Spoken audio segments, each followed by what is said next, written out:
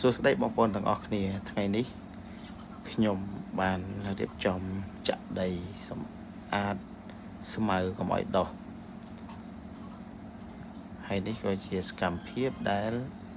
យើងកំពុងតែចាក់ដី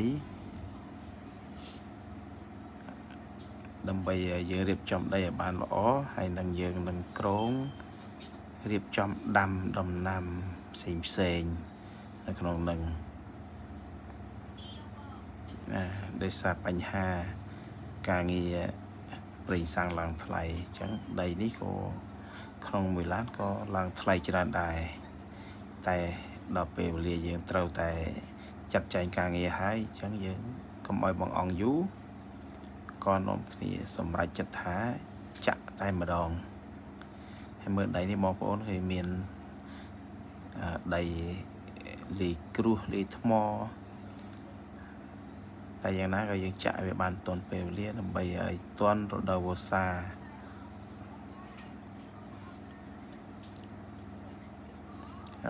ក្នុងដី5ម៉ែត្រគុណនឹង20ហើយយើងប្រើអស់5ឡានហើយនឹងទាំងថ្លៃឈូសថ្លៃអីនឹងហើយបន្តមកទៀតក៏យើងក៏ឃើញដោយសារឃើញបញ្ហាផ្លូវលំបាកយើងក៏ឈូសសម្អាតផ្លូវចូល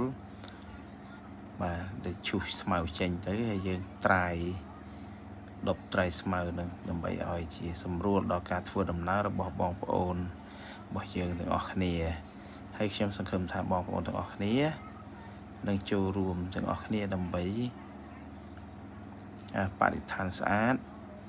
ក៏ដូចជាធ្វើឲ្យផ្លូវរបស់យើងមានភាពស្អាតទាំងអស់គ្នាហើយជៀសវាងការធ្វើដំណើរទៅវាមានផុសផុងអញ្ចឹងយើងការចូលរួមនេះមិនមែនតែយើងម្នាក់ទេគឺយើងទាំងអស់គ្នាត្រូវចូលរួមទាំងអស់គ្នាដើម្បីឲ្យសហគមន៍យើងស្អាតហើយនេះជាសកម្មភាពដីដែលយើងបានចាក់គឺយើងសម្រេចបាន5ឡានហ្នឹងគឺយើងចាក់ហើយនឹងឈូសពង្រៀបវាហើយនេះដូងរបស់ខ្ញុំដាំមិនទាន់បាន1ឆ្នាំទេប៉ុន្តែរៀងវែងបន្តិចដែរបាទហើយនេះជាកូនរបស់ខ្ញុំគាត់ថតលេងបាទហ្នឹងហើយអញ្ចឹងអរគុណបងប្អូនទាំងអស់គ្នាបាយបាយ